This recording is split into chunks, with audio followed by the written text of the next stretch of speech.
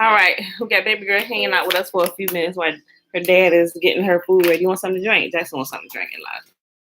Dad got your cup. Hold on, please. All right, y'all. Happy Monday. Happy Monday. I know this is a no work day for some people. They off because the 4th of July was yesterday, but a lot of places are celebrating it today, i.e. by being closed, like some banks and stuff and some other places. Um, and a lot of places when they close, we don't necessarily really work either, right? Because a lot of the work we do is for corporate. All right. So we had a long weekend. Ah boy, what you doing, baby? What you trying to do? No, don't type. No, baby. I'm trying to type, y'all. Okay, y'all.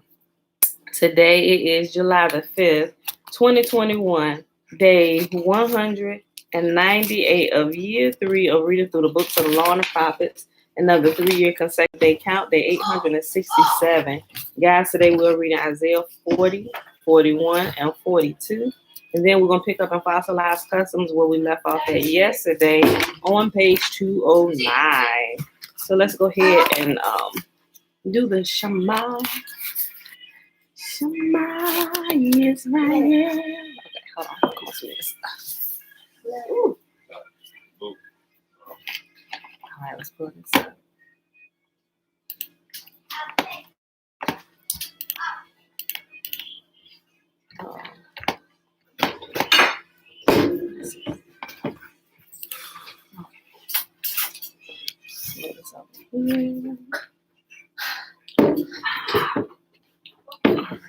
Remember, the Shema is found, y'all, in... Good cup. Here, Elijah. Hold on. Ask Dad to open it. He's trying to open up another banana. He got a bigger one. All right, y'all. The Shema is found in Deuteronomy chapter 6, starting at verse 3. Hear, therefore, O Israel, and observe to do it, that it may be well with you, and that you may increase mightily, as Yahuwah, the Elohim of our fathers, has promised us in the land that flows with milk and honey. Hear, O Israel, Yahuwah, our mighty one, he is one. And you shall love Yahuwah, your Elohim, with all your heart, and with all your soul, and with all your might. And these words which I command you this day shall be in your heart, and you shall teach them diligently unto your children, and shall talk of them when you sit in your house. Uh-oh, bless you, baby girl. You good? You good, sir? You good? Okay. And you shall teach them diligently unto your children, and shall talk of them when you sit in your house, and when you walk by the way, and when you lie down, and when you rise up. And you shall bind them for a sign upon your hand, and they shall be as frontlets between your eyes.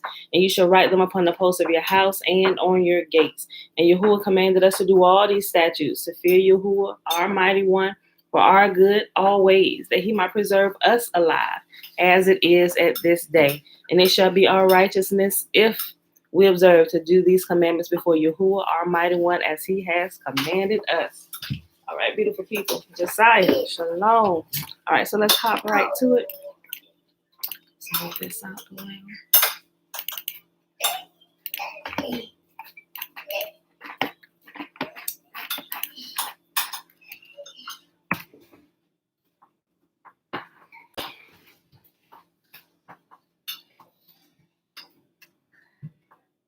All right, y'all. We'll start with Isaiah chapter 40.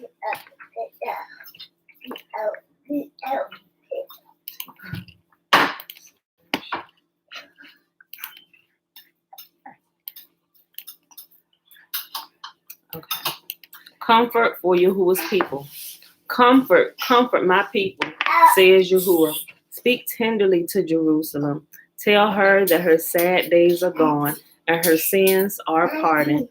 Yes, Yahuwah has punished her twice over for all her sins. Listen, it's the voice of someone shouting, clear the way through the wilderness for Yahuwah. Make a straight highway through the wasteland for our God. Fill in the highways and level the mountains and hills. Straighten the curves and smooth out the rough places. Then the glory of Yahuwah will be revealed, and all the people will see it together. Yahuwah has spoken. A voice said, shout I asked, what should I shout? Shout that the people are like grass. Their beauty fades as quickly as the flowers in the field. The grass withers and the flowers fade. You're welcome. Beneath the breath of Yahuwah. And so it is with people. But grass withers and flowers fade. But the word of our God stands forever. O Zion, messenger of good news, shout it from the mountaintops. Shout it louder, O Jerusalem. Shout and do not be afraid. Tell the towns of Judah, your God is coming. Yes, the sovereign Lord is coming in power. He will rule with a powerful arm. See, he brings his reward with him as he comes. He will feed his flock like a shepherd. He will carry the lambs in his arms, holding them close to his heart. He will gently lead the mother sheep with their young. Who else has held the oceans in his hand? Who has measured off the heavens with his fingers? Who else knows the weight of the earth, or has weighed the mountains and hills on a scale? Who is able to advise the spirit of Yahuwah? Who knows enough to give him advice or teach him? Has Yahuwah ever need anyone's advice? Does he need instruction about what is good? Did someone teach him what is right or show him the path of justice? No, for all the nations of the world are but a drop in the bucket. They are nothing more than dust on the scales. He picks up the whole earth, all the wood in Lebanon's forest, and all Lebanon's animals would not be enough to make a burnt offering worthy of our God. The nations of the world are worth nothing to him. In his eyes, they count for less than nothing, mere emptiness and froth. To whom can you compare Yahuwah? What image can you find to resemble him? Can he be compared to an idol formed in a mold, overlaid with gold and decorated with silver chains? Or if people are too poor for that, they might at least choose wood that won't decay and a skilled craftsman to carve an image that won't fall down. Haven't you heard? Don't you understand? Are you deaf to the words of Yah, the words he gave before the world began? Are you so ignorant? Yahuwah sits above the circle of the heaven. The people below seem like grasshoppers to him. He spreads out the heavens like a curtain and makes his tent from them. He judges the great people of the world and brings them all to nothing. They hardly get started, barely taking root, when he blows on them and they wither. The wind carries them off like chaff. To whom will you compare me? Who is my equal? Asks the Holy One. Look up into the heavens. Who created all the stars? He brings them out like an army, one after another, calling each by its name. Because of his great power and incomparable strength, not a single one is missing. O Jacob, how can you say that Yahuwah does not see your troubles? O Israel, how can you say that Yahuwah ignores your rights? Have you never heard? Have you never understood? Yahuwah is the everlasting God, the creator of all the earth. He never grows weak or weary. No one can measure the depths of his understanding. He gives power to the weak and strength to the powerless. Even youths will become weak and tired, and young men will fall in exhaustion. But those who trust in Yahuwah will find new strength. They will soar high on wings like eagles. They will run and not grow weary. They will walk and not faint. I don't know if everybody's familiar with that particular verse, right? We hear that a lot in the church world. All right, y'all. Next chapter, Isaiah chapter 41. Shalom, Joanne. Peace and blessings, Kenneth. Great documentary on the lost history of Flat Earth. Okay, I'll check on that, Joanne. I've seen a lot of flat Earth stuff. I actually thought about it when I read that verse where it says Yahuwah sits above in heavens, looking at the circle of the earth. That actually flat Earth actually came to mind. I've done a lot of research and looking into the flat Earth stuff. Listen in silence before me, you lands beyond the sea. Bring your strongest arguments. Come now and speak. The court is ready for your case. Who has stirred up this king from the east, rightly calling him to Yahuwah's service? Who gives this man victory over many nations and permits him to trample their kings underfoot? With his sword, he reduces armies to dust. With his bow, he scatters them like chaff before the wind. He chases them away and goes on safely, though he is walking over unfamiliar ground. Who has done such mighty deeds, summoning each new generation from the beginning of time? It is I, Yahuwah, the first and the last. I alone am He. The lands beyond the sea watch in fear. Remote lands tremble and mobilize for war. The idol makers encourage one another, saying to each other, "Be strong." The carver encourages the goldsmith, and the molder helps at the anvil. "Good," they say, "it's coming along fine." Carefully, they join the parts together, then fasten the thing in place so it won't fall over. But as for you, Israel, my servant, Jacob, my chosen one, right? And we're going to start seeing a lot of you who are repeating all of this. So if we were ever in doubt about who Yahuwah saying his servant is he's going to say my servant, my chosen one, my son, like all these last chapters of Isaiah. So pay attention to it, right? But as for you, actually, also when he says, my servants, the prophets as well, all of those are like interchangeable, still always relating to Israel, his firstborn son. Shalom, Demi. Shalom, Mom. All right, I'll go back here to verse 8, Isaiah chapter 41. But as for you, Israel, my servant, Jacob, my chosen one, descended from Abraham, my friend, I have called you back from the ends of the earth, saying, "You are my servant," right? It's not just talking about one person, remember? It's talking about the whole of us, the entire nation of Israel, all 12 tribes, all the descendants from the 12 sons of Jacob, who was renamed Israel, right? It's billions of us all over the earth, scattered to the four corners of the earth.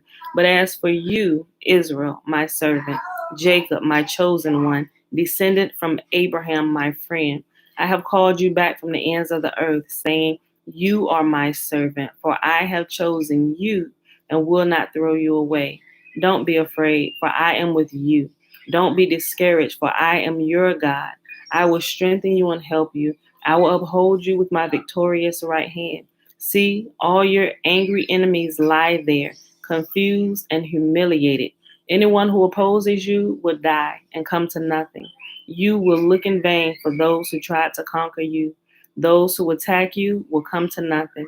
For I hold you by your right hand, I, Yahuwah, your God. And I say to you, don't be afraid. I am here to help you. Though you are a lowly worm, O Jacob, don't be afraid. People of Israel, for I will help you. I am Yahuwah, your Redeemer. I am the Holy One of Israel. You will be a new threshing instrument with many sharp teeth. You will tear your enemies apart, making chaff of mountains. You will toss them into the air, and the wind will blow them all away. A whirlwind will scatter them. Then you will rejoice in Yahuwah. You will glory in the Holy One of Israel. When the poor and needy search for water, and there is none, and their tongues are parched from thirst, then I, Yahuwah, will answer them. I, the God of Israel, will never abandon them. I will open up the rivers for them on the high plateaus. I will give them fountains of water in the valleys. I will fill the desert with pools of water. Rivers fed by springs will flow across the parched ground. I will plant trees in the barren desert: cedar, acacia, myrtle, olive, cypress, fir, and pine. I am doing all of this so all who see this miracle will understand what it means, that it is Yahuwah who has done this, the Holy One of Israel who created it.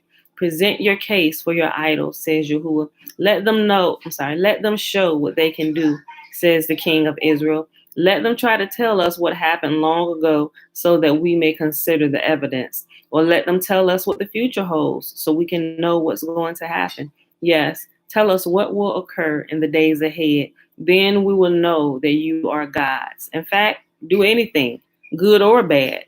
Do something that will amaze and frighten us. But no, you are less than nothing and can do nothing at all. Those who choose you pollute themselves. But I have stirred up a leader who will approach from the north. From the east, he will call on my name. I will give him victory over kings and princes. He will trample them as a potter treads on clay. Who told you from the beginning that this would happen? Who predicted this, making you admit that he was right? No one said a word. I was the first one to tell Zion, look, help is on the way. I will send Jerusalem a messenger with good news. Not one of your idols told you this. Not one gave any answer when I asked. See, they are all foolish, worthless things. All your idols are as empty as the wind. All right, y'all, last chapter for the day. Isaiah chapter 42, Yahuwah's chosen servant, right? And this chapter is a really famous chapter, along with a couple other ones that we're going to read through here in Isaiah about it's been taken out of context. I will say you can apply it individually to Israel, who was waking up and returning to the commands of Yah, beginning to walk in his ways. You can apply it individually to them, but as a whole, Yahuwah is talking about the entire nation, his chosen servant, right? And he's already in the Isaiah chapter 40, he's already identified who his chosen servant is, right? Sometimes the teachers are different where you go. But Yahuwah himself, out of his own mouth, has already identified who his chosen one is, who his servant is, who his son is, right? And he's just going to keep repeating it. Isaiah chapter 42. And the subtitle of this is, not the subtitle, but the title is Yahuwah's chosen servant. He's just going to keep repeating it. And he wants you to pay attention and pay attention to the words, right? Look at my servant, whom I strengthen. He is my chosen one who pleases me. I have put my spirit upon him. He will bring justice to the nations. He will not shout nor raise his voice in public. He will not crush the weakest reed or put out a flickering candle. He will bring justice to all who have been wronged. He will not falter nor lose heart until justice prevails throughout the earth. Even distant lands beyond the sea will wait for his instruction. Yahuwah, the God of Israel, created the heavens and stretched them out. He created the earth and everything in it. He gives breath to everyone, life to everyone who walks the earth. And it is he who says, I, Yahuwah, have called you to demonstrate my righteousness. I will take you by the hand and guard you. I will give you to my people, Israel, as a symbol of my covenant with them. And you will be a light to guide the nations. You will open the eyes of the blind. You will set free. You will free the captives from prison, releasing those who sit in dark dungeons. I am Yahuwah. That is my name. I will not give my glory to anyone else, nor share my praise with carved idols. Everything I prophesied has come true, and now I will prophesy again. I will tell you the future before it happens. So Yahuwah is going to use Israel, his own people, right? His own servants, his chosen ones within his chosen people. First of all, to wake up his people, those that are actually seeking for him. And those ones will begin to teach the world, right? They will be a light among the nation, a city set on the hill, right? Giving light for everybody to see and guiding everybody, speaking truth, right? And it's Israel who's going to open the eyes of the blind, people who sit in darkness, the darkness of the different religions, right? Not understanding what's really going on. It's them who will begin to teach the truth to the world, all over the world where we are scattered, right? And all those who are looking for Yah. What in the world?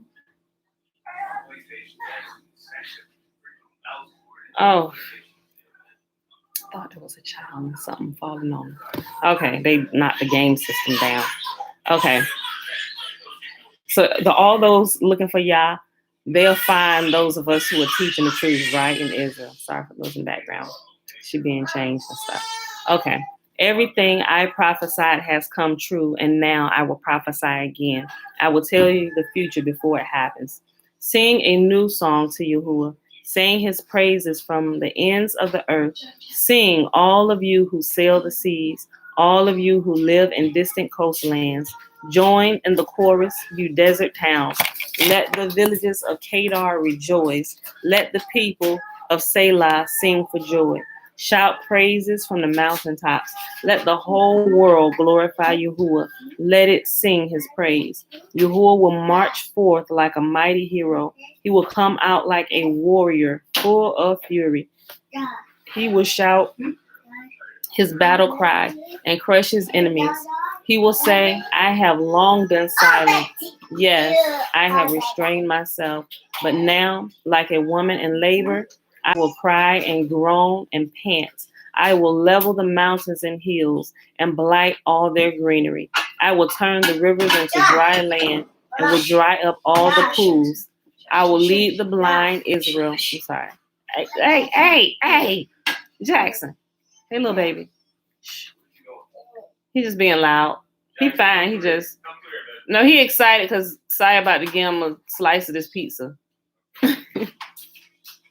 He ain't here just singing and dancing all out. I will lead blind Israel down a path, guiding them along an unfamiliar way. I will brighten the darkness before them and smooth out the road ahead of them.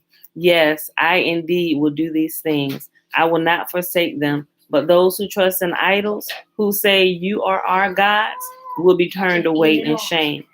Listen, you who are deaf. Look and see, you blind. Who is as blind as my own people, my servant?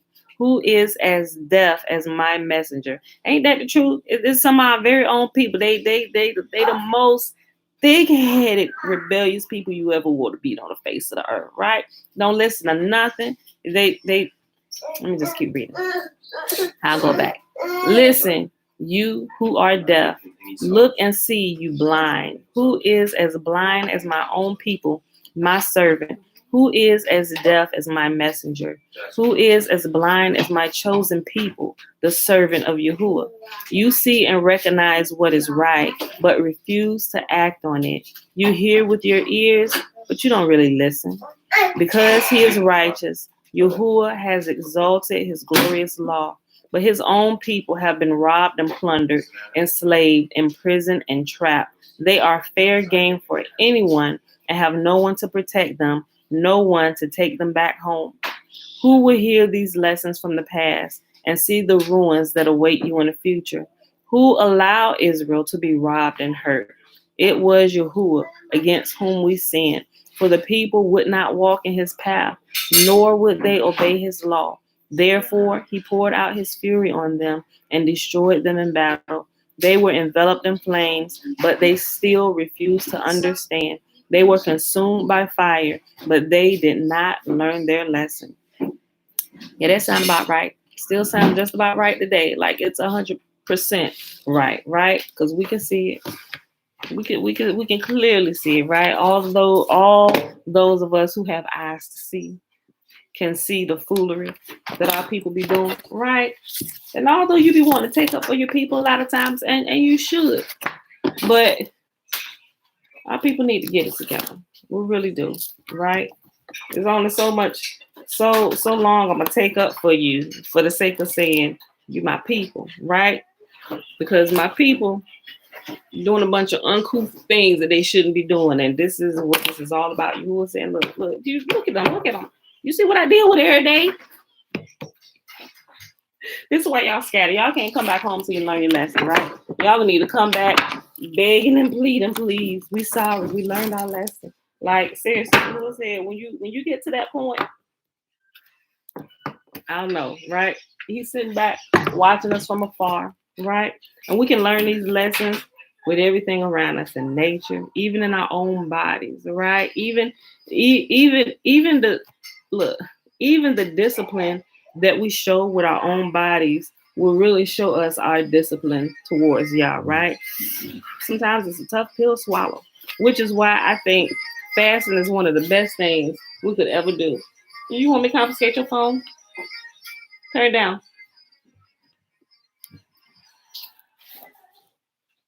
Come here. What you listening to? Your mama let you listen to that? You know what it is? Friday Night Funkin'. Yeah. You be looking at some of them words, they be rapping on the screen. It go extremely fast. Yeah, I've heard a couple of them, but I mean, I just didn't hear this. Okay. Huh? No, I didn't, because it's going too fast. I actually got to look at it to see what they saying. It's crazy though, because one of them I was looking at. That's why I told them not to be watching it. Although they doing rap battles and stuff, but some of it I don't think is appropriate for children, because they was like kill yourself, but they were saying it real fast. But I know it's rap battle. I know what they mean by it, but they kept saying it extremely too much, and some of the other words that I was catching, I was like, yep, nope, don't listen to this. Yeah, so okay, yeah, no problem. Okay, y'all, so let's pick up on page 209 in Fossilized Customs. All right, y'all. So what was we talking about? I got on the seeds. Look, we need to get, I guess that would be half a page. We actually read a half a page, a small little paragraph at the beginning, at the end of the previous page, and this little first paragraph. We didn't make it past that yesterday because I was doing an example with the seed and stuff, but nevertheless, it was still good, right? Okay, so we're gonna pick back up. And let's see how far we get today, right? Okay. Let me see. You know what? Let me read that part we got stuck on yesterday, and I'll keep going. On page 208. In 1 Corinthians 9, Paul is telling us we must become like the people around us, that is, infiltrate them.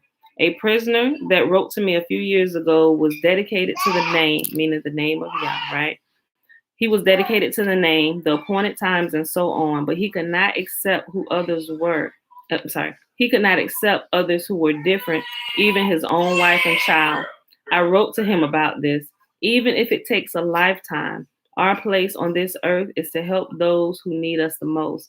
It is not our mission to isolate ourselves together only with those It is not our mission to isolate ourselves together only with those who already follow and understand. We are sent to help those being called out. A bag of seed has to get out of the bag to be planted into the dirt, not stay together bunched up with the other seed. Yahuwah plants the seed through us, his vessels. We are ambassadors of the coming reign of Yahuwah. Yahuwah's work through us must reach out to adulterers, drug addicts, alcoholics, thieves, lives, regular people. We are sent to them. From this number of sinful people, Yahuwah is calling forth his children. I can relate to Paul because I have been sent to all kinds of people. I talk to observant Hebrews who don't know that. I tried so hard and my hands are greasy. Yeah, okay. Hold on. He said that don't know that Mashiach has come, which we know Mashiach has. Look, okay, like I said, I lose people when I start talking about this, but I'm strictly saying go back. Let's look at the scripture. They're saying this based on what the New Testament has said, right? That Mashiach has come, but Yahuwah very specifically states things that will happen when he comes, right? Remember, first of all, let's acknowledge that Yahuwah is Messiah, right? He is Mashiach, right? Hamashiach, whatever term, right? He is the deliverer of Israel, who is going to come remove them from being scattered to the four corners of the earth and take them back home. Now you can look at that on a physical level, where he physically come gets us, right? And takes us back home. But you can also look at it happening on spiritual levels, right? Because before the physical, look at this principle, y'all. We doing it now. Those who are fasting along with me. Before the physical can change, something unseen has to change, right? And fasting, a lot of what happens during the fasting cycle is unseen, but you can clearly tell that something is happening, because a byproduct of fasting is what?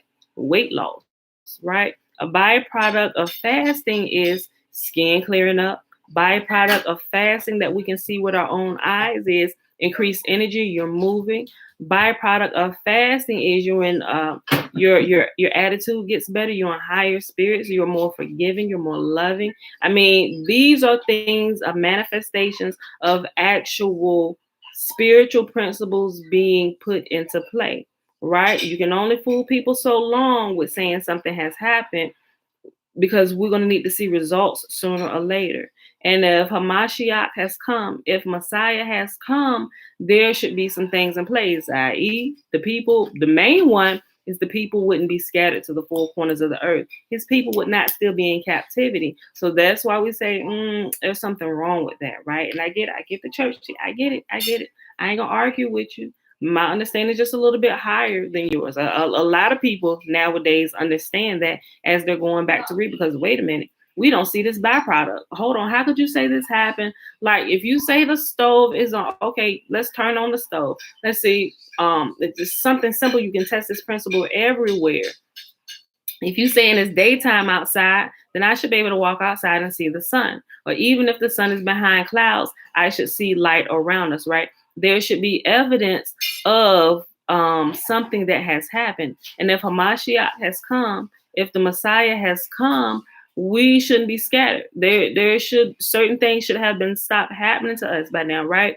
Those things are still, they may not be in full force, but they definitely are in full force. Some places, other places is eased up a lot. But he said all over, this will be eased up off of Israel. We don't see that. We do not see that, right? You can put an egg in the pan, crack it open, turn it on, and you can watch that egg cook. I got scrambled eggs. That's a byproduct of putting it in the pan with the heat under it, right? If that egg doesn't get scrambled and it's just sitting there in its liquid form, something means something is wrong. We need scrambled eggs. I mean, we need a fire. The fire hasn't happened. Clearly, we can all look and tell that the fire hasn't happened. The fire hasn't been kindled, right? Because the eggs aren't cooked. They're not scrambled. You only get scrambled eggs through heat. Where is the heat? Right? So just, I want to get y'all thinking, right? Just break your state of sleep, deep slumber. Just ask certain questions. That's all you got to do, right? And a lot of times that's good enough to start. Wait a minute. You're right. Okay. Well, yeah, you got a point.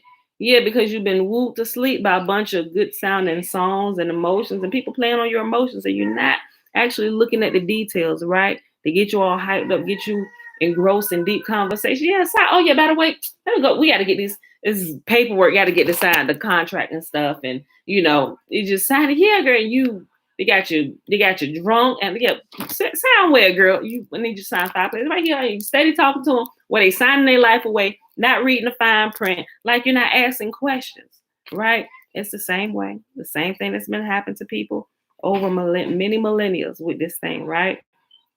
So we know Messiah hasn't come, and I know people get on the orthodox Jewish people because they don't believe that their Mashiach has come, and they have this whole teaching about the Antichrist is going to set himself up in the temple. I get all that, but I completely understand all of that now. And what it is actually, the Orthodox Jews are more right than all the Messianics. Like, it baffles me that you have Orthodox going into the Messianic. Not saying that the Orthodox is all the way right either, because they're adding stuff as well, like the Talmud and all these other things, and into the Kabbalah, but real Israel will teach the truth, right? That's only been reserved for real Israel. There's wisdom that's given to all nations. All nations can teach it, but there's a certain portion of wisdom that is on that's set aside for the son, right? There's a portion, there's an inheritance that's set aside for the son alone, right? Which includes men and women here on earth, and it's only those who will be able to bring correction and right teaching to a lot of these things that have been mistaught throughout the millennia, right? So in order to see the effects in the physical, something spiritual has had to happen. Something in the unseen realm has had to happen. So before he delivers us physically, he has to deliver us mentally and emotionally and spiritually, right? And then what'll happen? The body will begin to follow. You'll begin to see change in the actions of his people. You'll begin to see change in their actual physical appearances, right? Because while held in captivity, at the physical captivity, we were forced to eat things that we should have never been eating, things that were never created for human consumption for any type of people, right? We were made to do all of those things, which threw our bodies out of whack, created all kind of mental diseases and disorders, and bodies being all out of whack. Everybody obese, got all kind of medical issues and problems, and dying before our time. Hamashiach hasn't come. Hamashiach has not come, right? Because first of all, he gets you here first, right? He gets you here first inwardly. He grabs your attention inwardly, right? And when he catches your attention inwardly, he begins to change you from the inside out, right? He's not in the business of bandaging. Well, he'll bandage up boo-boos, right? He'll bandage them up. If you're bleeding, he will do some immediate, maybe some immediate trauma, life-saving measures to kind of keep you alive while we work on some of the inner things that will cause the outer shell to heal a lot faster. He'll sustain life, right? Immediate life-sustaining measures are to be taken. Some people need them, right? But now to really heal this appropriately, I don't want to pump a bunch of drugs into you. I'm not in the business of that, right? I'm into the business of healing you deep down at the root. And a lot of times that happens inwardly, right? To heal our bodies outside really well, we have to put nutrition, the proper nutrition, into the inside of us so it can go through and heal those things that cannot be seen with the physical eyes until it begins to affect the thing that we can see with our physical eyes, i.e. the biggest organ we have that everybody can see, the skin, right? And you know healing is happening when lesions start disappearing, dry skin becomes moist, dark eyes begin to clear up, sinuses go away, weight is being lost, blood pressure is normalizing, diabetes is going away, cancer is clearing up, colon is being cleansed out, right? That is proof that something is happening on the inside, y'all, right? Everything that Yahuwah is trying to teach us is common sense and can be seen if we would just only sit back and pay attention and stop being intoxicated by the great whores of wine, shall I say. The intoxication, the intoxication elixir of the great whore of Babylon, right? The different religious teachings that are all out of whack and keeping everybody crazy, right? Y'all get it. Paul's former way of life in Judaism, Galatians 1 and 13, was the mixture of traditions of the fathers, oral law. Paul has much to teach us all, but sadly, few seem to understand them. That's why Paul warned us in his letter about misinterpreting Paul lawlessly. Most put their greatest efforts to meet with believers. Most put forth their greatest efforts to meet with believers, but we should put forth as much effort to reach the lost. As seen today, the two-tiered system of pastor/flock is a remnant of centuries of human control. Often only one or two are ever heard speaking in assemblies. We must not remain stagnant, frozen pew sitters. Most of us must become teachers and become like our teacher. Many of us must become pastors, evangelists, teachers, healers, givers, etc., equipping the Nazarene with proper instruction. Yahuwah provides the spiritual gifts for the body, and to the body. As his vessels, we offer ourselves to serve his body, our reasonable service. This body is Yahuwah's bride, and many of them are waiting to hear from us. The givers should carefully read 2 Corinthians chapter 8, verses 3 and 4. For I testify that according to their ability and beyond their ability, they gave of their own accord, begging us with much entreaty for the favor of participating in the support of the saints. The idea continues in verse 14. At this present time, your abundance being a supply for their want, that their abundance one day may also become a supply for your want, that there may be equality. This support was for those saints in dire need. At our gatherings, we should let the Spirit of Yah speak to the group through whoever can give a teaching. You can plan a lecture topic, then the body of believers should also have the opportunity to speak, as Paul directed. 1 Corinthians chapter 14 through 20, chapter 14, verse 26 states, when you assemble, each one has a psalm, has a teaching, has a revelation, has a tongue, has an interpretation. This does not sound like one man dominating the group. The spirit of Yahuwah uses each one to speak to the body. I found that similar, I found that small, tongue tied. I found that the smaller the study group is, the better. Some things may come up that everyone needs to hear, but no one saw coming. The Spirit uses his body to speak to us, so we should not imitate the Nicolaitans by just having one person's voice steal everyone else's. It seems that many Nazarene focus on finding others to meet with, which is, of course, great. However, our main objective is to carry the message to the lost. Our meetings ought to encourage us. We should gain instruction in how to accomplish our real goal, teaching others and immersing them. Immersing them in what? Immersing them in the truth of Yah. What is truth?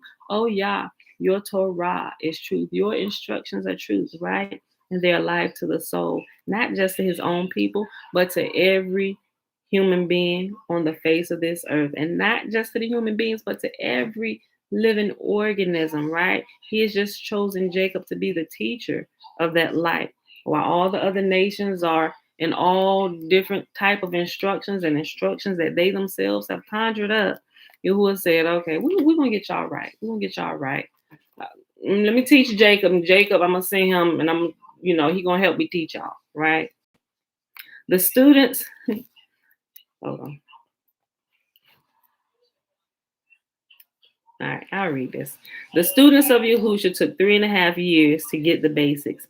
He left us so that he could live in us all, and we should listen to him. I would say Yahuwah's spirit live in us all. I get the example he uses because he's pulling it from the New Testament. I ain't going to come down on it a lot today. I'm really not, right?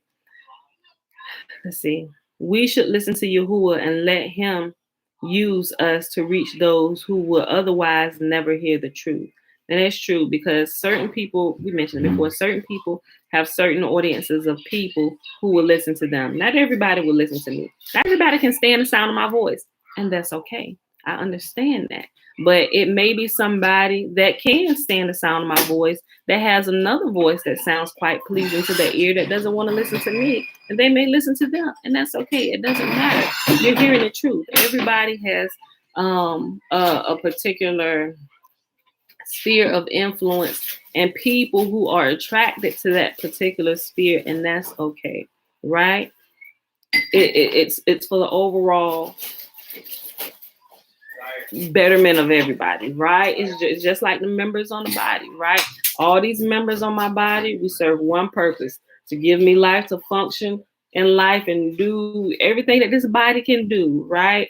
All the members in their proper working order helps the overall goal of the body, right? So like my eyes are not needed any less than my ears are because the eyes have a particular job that they do that no other part of my body can do. My eyes are designated for that, right? My ears are designated on the side of my head to perform a job that none of my other body parts can do, right? And that's okay. But we're all working together for the overall betterment of Pam, right?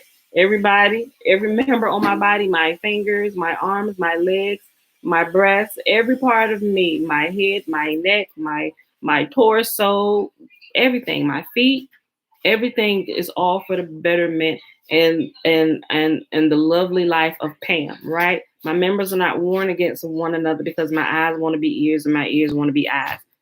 We ain't doing that, right? It should be the same way. Teaching, operating in families, everybody has a specific purpose, and everybody need to stay in their own lane, right? Or it's gonna be a complete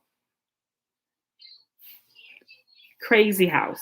It's a crazy house out here because eyes want to be ears and ears want to be teeth and teeth want to be feet and feet want to be fingers. Disgusting. Know what you're supposed to be doing. Stay in your lane, right? Stay in the area where you're supposed to go. And there are some portions of my body that will never, ever meet with other portions of my body, right? Impossible for it to happen, right? Stay in your lane. It's purpose. Like my chest will never be able to touch my back. And it's purposeful, right? They face opposite directions, but they stand back to back, right? My front side and my back side, they will never meet. They will never be able to look at one another. but they stand back to back, right? And they serve a purpose, and it's okay. Don't war against one another. Don't war. The eyes shouldn't be warring against the ears, right? You're both just as important, and we're gonna be hurt if we lose either one of you, right? We're gonna be hurting because we ain't gonna be able to operate at full force. Just think about those things. When you don't quite understand something, go back and look at your own personal body, right? If you can't really see it in your body, just look at your crazy family. We are sent to the lost, so let's not turn our backs on those we were sent to. Let him use you to perfect and call out his bride. Take Paul's advice and become as an unbeliever in order to save some of them. As you get near to the finish line, you should be less critical of those you see just starting out across from you on the path. Right? We just literally just talked about that. You're just starting. I've been here a little while. I ain't got nothing bad to say about you, bro. You growing. You're not gonna look like that in a little while, right? Because your seed still need to be crushed, and what's in you needs to come out. So I know I got patience with you. I understand the process. It's gonna be tough. Reach out to me if you need help. I'll be a support for you, right? As long as we know that we all can give each other grace and we can grow in grace as we learn, and even as our what we believe, our theories and our doctrines change, right? But it should all be in a direction of overall betterment and light, and getting closer to Yah is the ultimate that it will bring us closer to the most holy, the creator of heaven and earth, the God of Abraham, Isaac, and Jacob, right? Okay. As long as we can agree on that, right? We may not agree on some of all the other little things but as long as we can agree on that, right? Okay. Be wise as serpents, but harmless as doves. If you abide in my word, then you are truly disciples of mine, and you shall know the truth, and the truth shall make you free. John chapter 8, verses 31 and 32. Jesuits have taught young people that Constantine wrote the scriptures, and this has caused a great barrier for any truth to get through. One has to wonder how Constantine managed to stash all those old scrolls at Qumran in the hills of the Dead Sea before he was born. It was probably not an easy trick to get them into synagogues all over the world either. You may live in the same house with someone who celebrates Halloween, Easter, and Christmas. It's your endurance that is put to the test, not theirs. Leaving Babylon is a spiritual journey, not a physical one, right? We can pair it up with what I was just saying about being set free from bondage spiritually first, right? It has to happen inwardly before you can see freedom happening outwardly, right? Your eyes were open to the deception, so now you have to help open the eyes of others with kindness. The reign of Babel, or the beast, is richly spread into the world customs. Behind Nimrod is Satan, and all his lying wonders are deceiving the world. Those who honor the Dalai Lama, or the child of the sun, are also trapped in worshiping Nimrod. Nimrod is represented in many ways: eagles, gold balls, obelisks, steeples, crosses, the Christmas tree, Santa, the eye on the pyramid, and together with his mother, Semiramis, the whole world is caught up in witchcraft. Let's see where we at.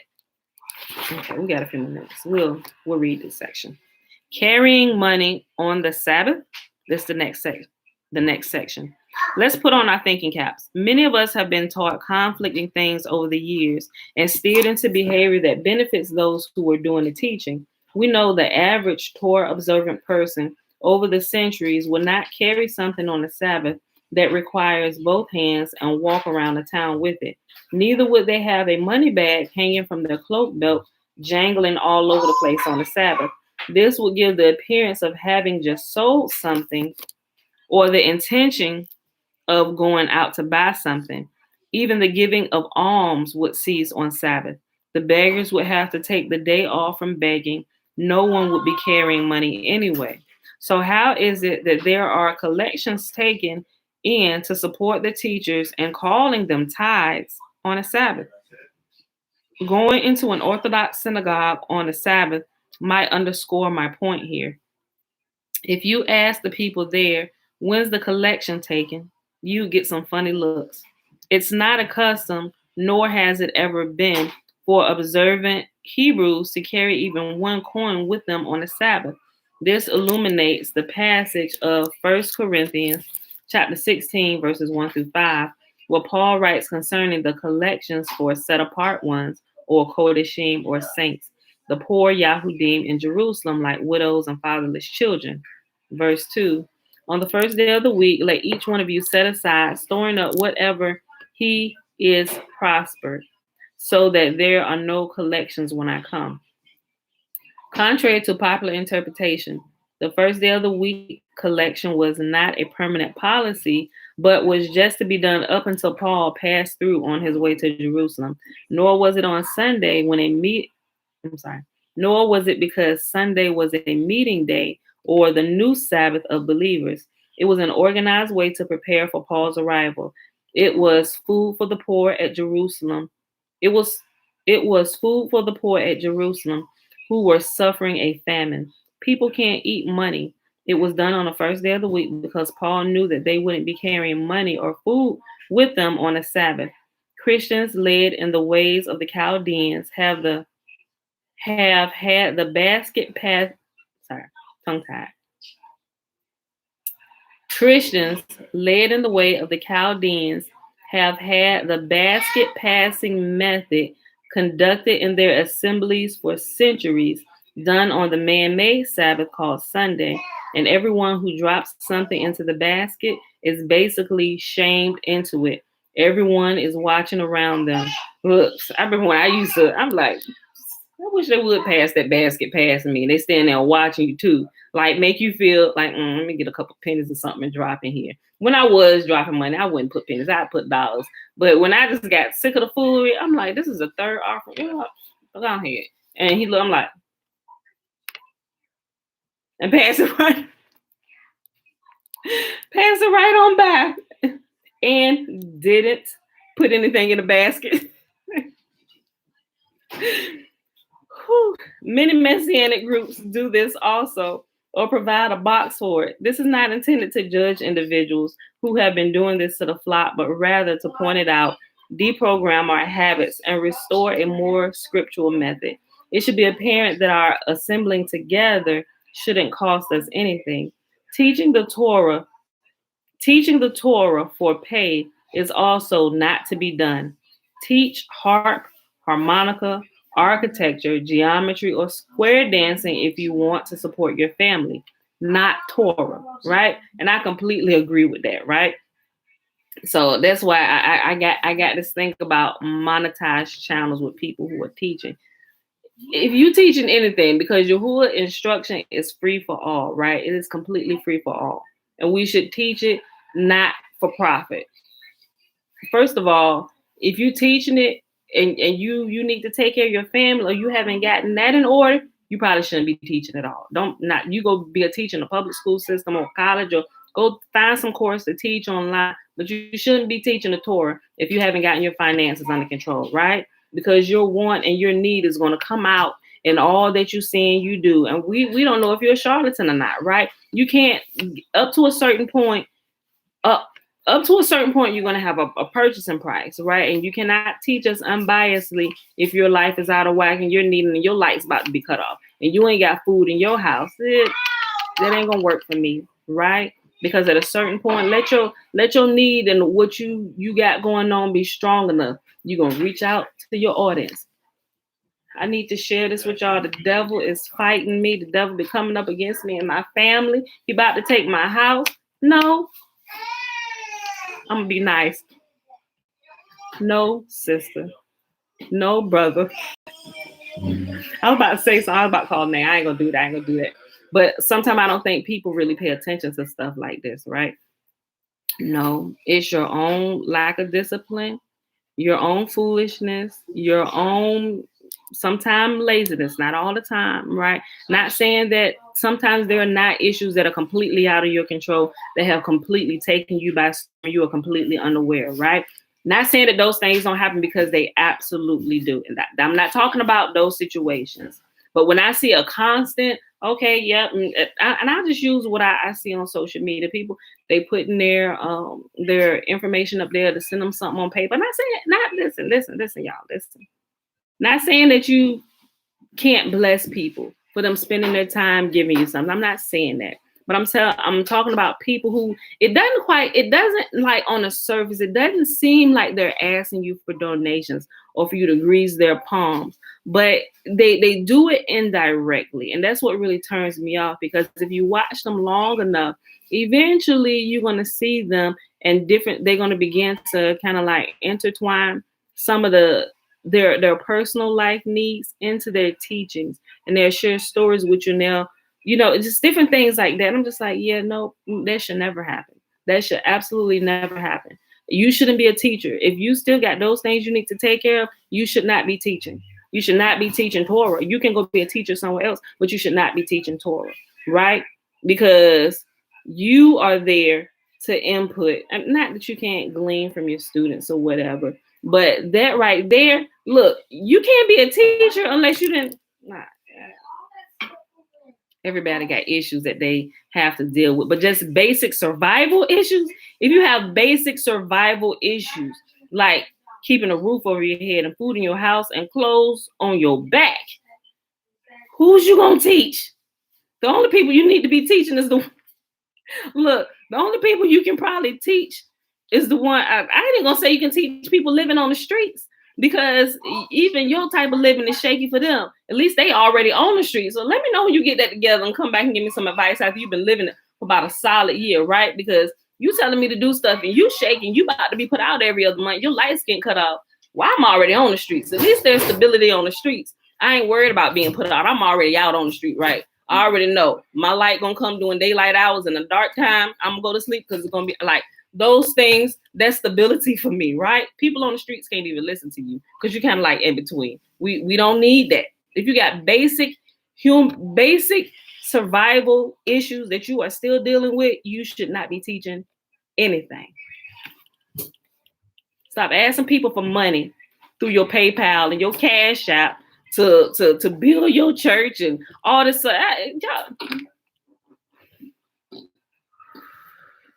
Y'all can see that rises my blood pressure, right? But we be the ones that's wrong, right? You got to get those. You have to get those personal issues under control, right? Because you need to be a light. And somebody coming to get a light, and the teacher's light is out. What's gonna happen to the teacher, right? And a good teacher will be able to. You may not be able to foresee everything, but a good teacher understands balance, right? And they learn more balance as the time go on. But you're able to foresee things. Like if you don't pay your bills 3 months, clearly a disconnection notice is coming. Ain't nobody got to prophesy that to you. You ain't paid your bill in 3 months. So clearly, what's next? If you ain't got it, I prophesy a disconnection notice is coming. And if you don't pay, you don't have to do that. That's dumb. That's a lot of prophecies I see today. And I sit and I laugh. I was like, this is so dumb. This is so dumb. And people believing it, people be sweating, laying hands on people, really putting in work over stuff that I could have sitting here and told you was going to happen. And I ain't got to do all that. I'm just like, sis, go pay your bills. You can't pay your bills, get a job or start a business or something that will bring you the income that you need to pay your bills on time, right? And if you got a job that's good, but you still can't keep your stuff on, then there's an internal issue going on. Where you spending your money at? Track it. You cannot you can't really know what you don't track. I learned that a while ago. That's why I'm in the habit of tracking everything. My fast, daily stuff, so I can watch my progress, so I can see what's really going on, right? You ever heard the little saying, the proof is in the pudding? Wait a minute, boo. The proof is in the pudding, or the devil is in the details. For those of you that's almost about to be put out time and time again, look, why you blaming everything on the devil? Oh, I can't catch a break. The devil's always in my house. Okay, let's find the devil. Let's sit here and talk. Let's find the devil in the details of your life. Okay, you eating out how many days in a week? But you eating out 14 days a week. Okay. All right. What else, sis? We talking about your lack of money. Devil always stealing your money. Okay. You going to the club every week. You shopping. How many times a week you shopping? Okay. Do you make groceries for your house? How often do you make groceries? Okay. You do make groceries. What do you get? Oh, snack cakes, potato chips and dip. cases of soda, things that's killing you. That's what you're spending your money on first, right? Okay, that all right.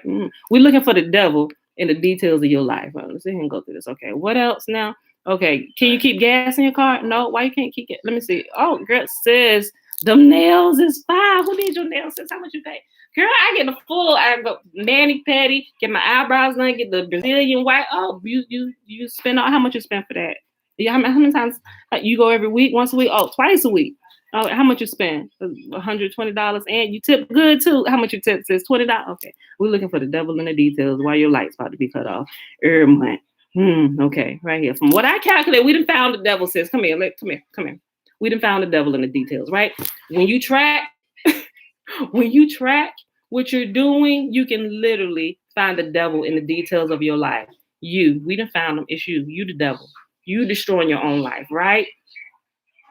You're inconsistent, you're wasteful, and you are,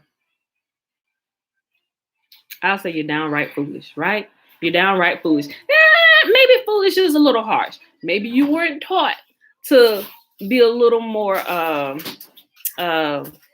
frugal, which is, you said, my son said at the same time, frugal, right? How do I know?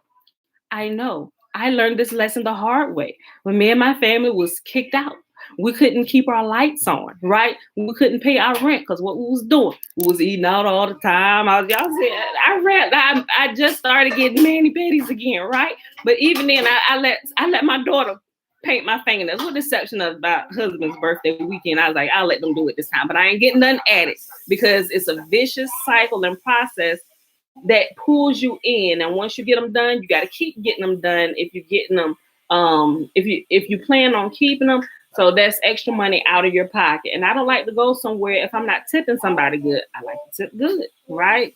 You ain't gonna get nothing less, depending on what it is, depending on what we're going. Your tip will range from $10 all the way up to we've left $100 tips. It just depends on what service you're providing for us and how well you do your job, because we like to be a blessing to others. But I know all of that. I'm not just going to get my nails done, but I also have to include the tips, right? And this is money that's going out every week. A lot of times, sometimes it's a little tight. It'll be every 2 weeks, right? So different habits will pull you into things that will already account for your money. And before you even get paid, a lot of times, or you got a business, before them checks come in, your money is already spent, right? The devil is in the details. You, dear sir, you, dear ma'am, are the devil. Satan, get thee behind me. Y'all pray for me, the devil. No, sis, it's you. Satan ain't made it to your block yet. But you know what? He catch a bad rap a lot of that I'm taking up for Satan. But Satan catch a bad rap a lot of time for people in complete foolishness and foolery, right? Y'all gonna be like, yeah, I know. Look, go ahead, I know. The adversary, this is all you this time. Pay him, or whatever your name is. Yeah, he just sitting by, yo, I for real. Like, y'all, Satan, like, y'all, have I ever lied to you? Like, I've never, it's impossible for me to lie to you. Now, you know, I didn't. They blaming me for all this stuff, you know, and y'all like, yeah, I know. Let's go. Listen, come here. What I tell you, right? Y'all get it? That's how we live a lot of times, right? And a lot of the problems that we got in our life is because we haven't learned consistency. We haven't learned discipline in our own lives, right? So there is no better way to begin to be disciplined. Like on top, like with me, like what I share with y'all, this is like daily things that I practice to keep myself disciplined, right? To keep myself disciplined and make sure I don't get off track. I have to write stuff down. That's why we do the daily videos, and I keep track with my book, right? I keep track with eating. You can find the devil in your details. Satan ain't touching your body with sickness since you're eating too many snack cakes and you're consuming too much meat and stuff. Satan ain't did nothing to you. You did that to you, blaming it on the devil, right? The devil is in the details. Let's begin. Okay, well, what you eat for breakfast today? So let's track your eating habits for a month. What you ate today? You ate this. That's a lot of grease. Oh, all that bacon. Okay, all right, okay. Lunchtime. You putting bacon on that too? That sandwich? All right, sis. All right, okay. Yeah, what you eat for dinner? Oh, that pork chop. Smell good. Let's discuss. And I don't want to know. Thank you. I'm just here to track. What you got? Grease, all that grease in the macaroni and cheese. Oh my God. So you putting ham hocks in your collard greens too. Okay, well, I'm just here to track. I'm just here to track. Okay. Month to pass says we done track a month worth of meals, everything that has gone between your two lips. We done found the devil. Sis, I'm surprised you ain't walking around here with flames around you. You, my dear friend, are the devil. Right? The devil is in the details. The proof is in the details. You have bad health. Things are going on with you because of what you have done to yourself. Ain't nothing been passed down to you from generational curses, but bad habits that you learned from your mom and your dad or whoever you hung around, right? You, my dear friend, are the devil, right? And once we address that, once we can realize that, we acknowledge, I am the devil. We need to deal with the devil and cast the devil out, right? Seriously, there might be a bit much for some people, but I'm trying to get y'all to see some of the obvious stuff of why we be going to the grave and blaming stuff on the devil. That's not the devil's fault at all. Like, we want to blame everybody else. And my landlord this, but you've been late paying your land. Your landlord is not a slumlord. Your landlord is tired of you and ready to put you out because you always paying him his rent late. And now you mad because he won't come fix this water leak or this and that. He don't even know if he coming to keep his property out. He don't know if he gonna get a property back. He don't know if he gonna have to take you to court to have you dragged out of his property. You ain't paid this man rent in 3 months, but you want him to come keep the stuff kept up. You taking him to court, talking to him like he the worst landlord. You're giving him bad reviews online, but you're the devil. You are the devil in the details, right? I don't know of any landlord, at least in our personal experience.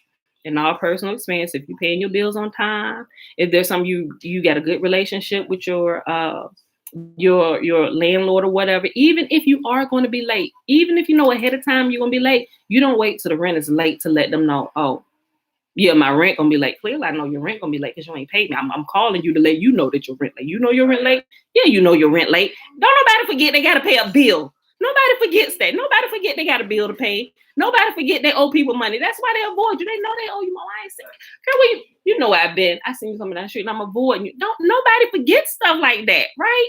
Come on, y'all, be real. Nobody forgets this. You are the devil. You're the devil.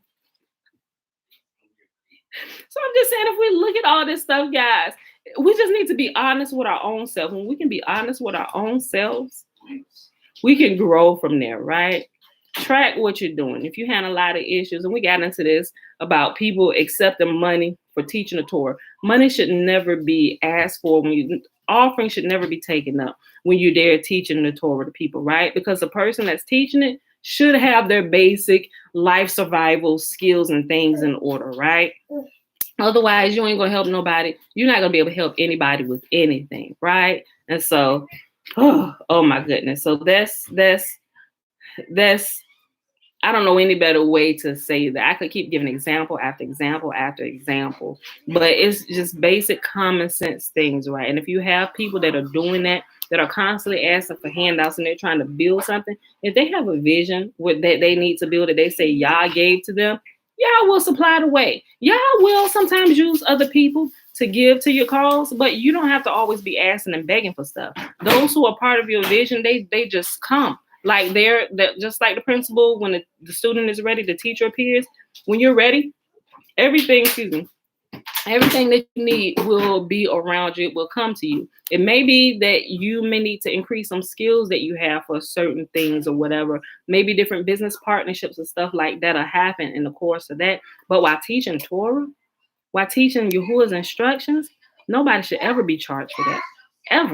Ever, right? And if you are a teacher and you become a teacher that's big or whatever, and you think you need a building, that shouldn't be the concern of your students. Well, I mean, I see you got it. It depends. I was going to use that example, but in most times, let's use the public school system, right? There is people paying for it, but not the here's the principle. It's not the students who's paying. Although the public school system, people can go to the public school system for free, it's not the students who are paying for it. It's those who are older who understand we need a structure here. So let us come together and provide a place for them where they can come and learn without hassling kindergartners. Where your money? Your parents ain't paid your money now. You'll see that happen in private schools, right? People who have it. And I still think that's kind of off, right? There should be a way where this can be designed where you're not hassling like the students, even college students. I feel that way even with college. Granted, I just think we ain't gonna get on that. But y'all get the principle of what I'm saying, right? Those who are coming in to learn, that's not to say if you're older, right? But when you're just like basic stuff, no, who need to pay for that, right? If you're a teacher, you got the information they need. This is my place anyway. I got to pay the bills on it anyway. If you decide to come or not, but when you come, I ain't be like, hey, can you help me pay my rent? No, I'm not going to do that, right? This is my responsibility. Before you were here, it's going to be my responsibility after you leave, right? Some people come stay with you, whatever. They feel obligated, not that they have to, but somebody would, they'll offer to just help do stuff, even if they don't have money. They'll offer to help do things. And that's okay. But people that's constantly, hey, do this, especially when you say this is a safe place, you can come here. You offer, so it's a place. They thought it was a place of peace where they can come and not think that they're going to be hounded constantly about certain things, right? And sometimes we sit it all twisted up all over the place and create bad relationships. And now people hate teachers all over the place, and you're a false teacher, false prophet, because of all of this stuff. Because that person who is teaching has not gotten their basic survival needs met, whether it's personal or whether it's on the business level. This is your business. Well, your business is you. It's your family. It's a part of you. It's an extension of you, right? What you're doing happens in your business. And we know that all too well, right? We can't just blame it on the business because we're the owners of the business. If something going on, a lot of time, normally it's happening at the head, flowing down, right? We learn that principle oh so well, right? Whew. If you ain't got them things under control, you shouldn't be teaching. Not every person. You need to go home, lock your doors with the devil inside and duke it out. Fight the devil in your own house before you try and fight the devil in everybody else's, right? Deal with that own log that's right there in your own eye first. You says, how can you see clearly? Hold on, you telling me what now? You don't see it? What you got? What's that in your eye? Don't worry about this in my eye. I'm trying to tell you what you need to do over here. You can't even see. Yes, I can. I can see out this side, but you can't see the other part over here. No, this is what you need to you got the blind leading the blind, half blind leading blind all the way, half blind people leading fully blind people. It's crazy, right? These are just common sense things we'll look at, right? So we got on all that by reading these last two sentences. It should be apparent that our assembling together, us getting together with other brothers and sisters, like-minded people who we think we can learn from and get strength from, it should be apparent that our assembling together shouldn't cost us anything. Teaching the Torah for pay is not to be done. Go teach harp, harmonica, architecture, geometry, or square dancing if you want to support your family, not Torah, right? All right, y'all. And we're going to end this right here for today.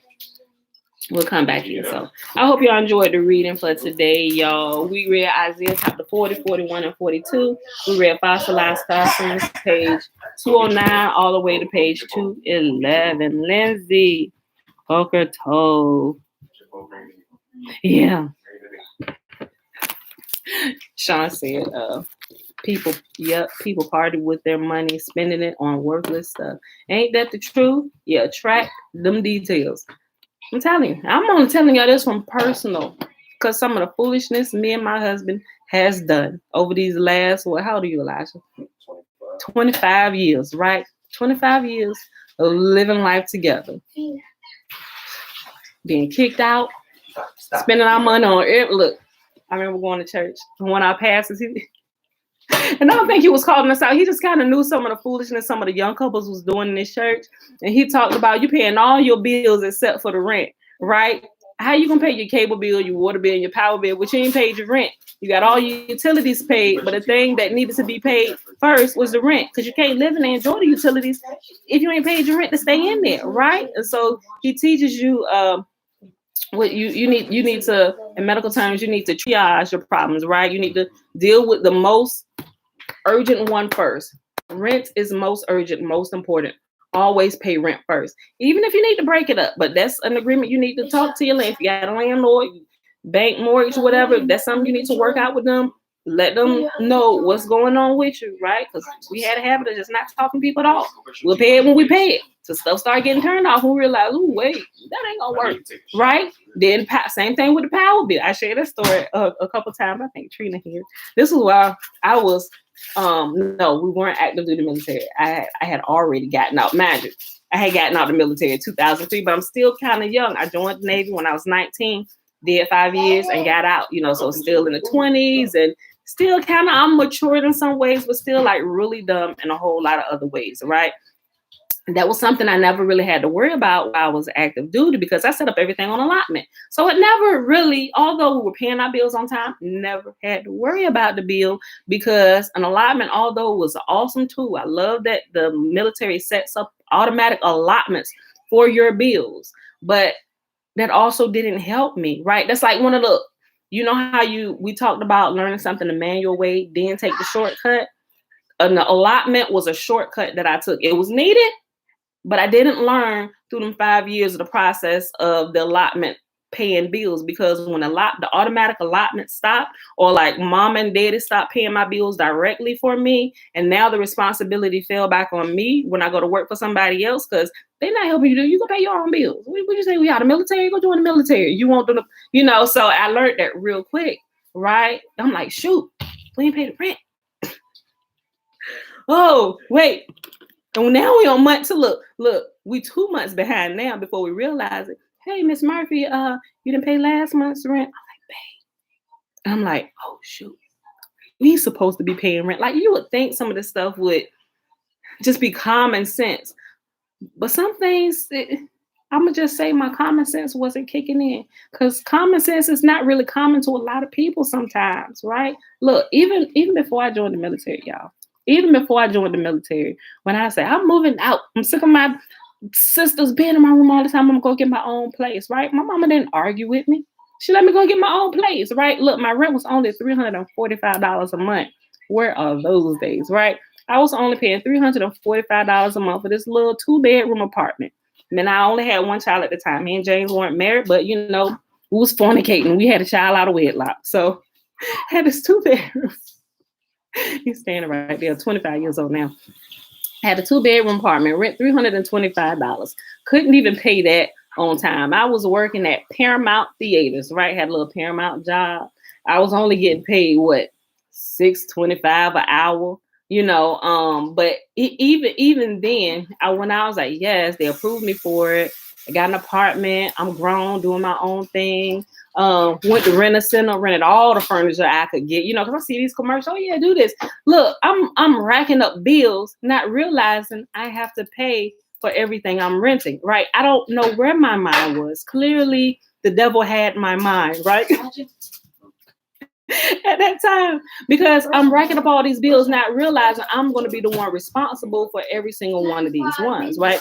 And that didn't really start kicking in until I started getting stuff snatched away from me. I'm like, oh shoot, I was supposed to pay. Like, I knew that, but for some reason it didn't really click in until it's like they rent a center come to your door, right?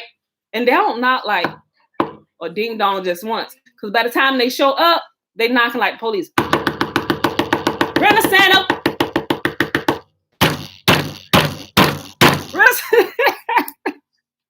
And I'm back there.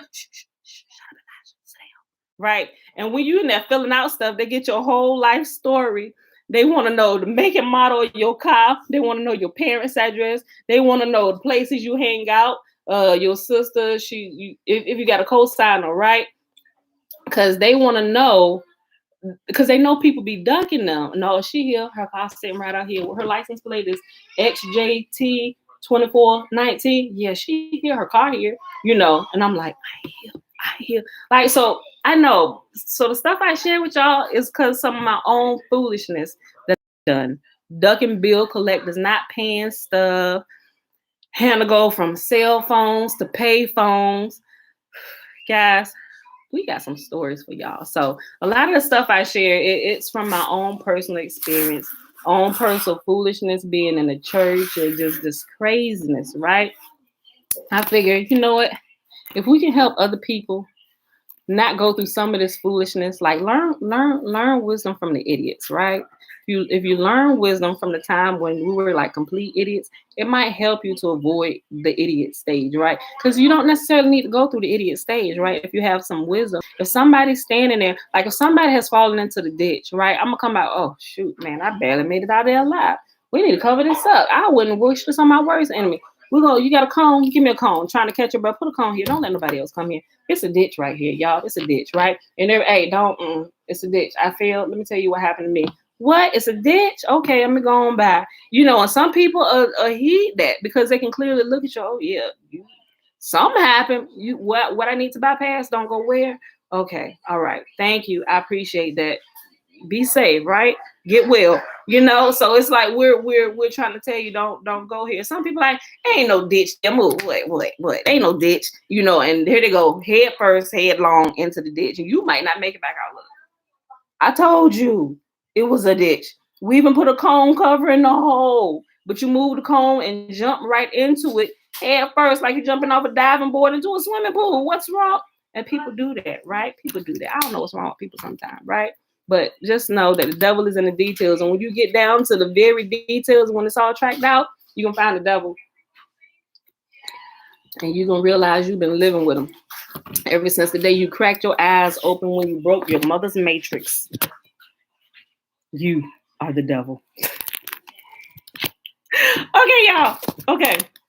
All right, y'all. It is Monday, July the 5th, 2021, day 198 of year 3 of reading through the books of the law and the prophets, another 3-year consecutive day count. It is day 867. We read Isaiah 40, 41, and 42, and we read Fossilized Customs, page 209 to page 211. All right, so let's do the blessing real quick. I'm playing around. I gotta print out some paperwork and stuff.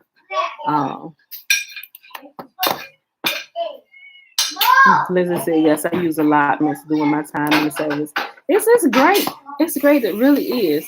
As long as you learn discipline, I'm all for allotment shortcuts. I really am. Okay. All right. The blessing is found in Numbers chapter 6, verses 22 through 27. Remember, the first 21 verses is the Nazarite vow.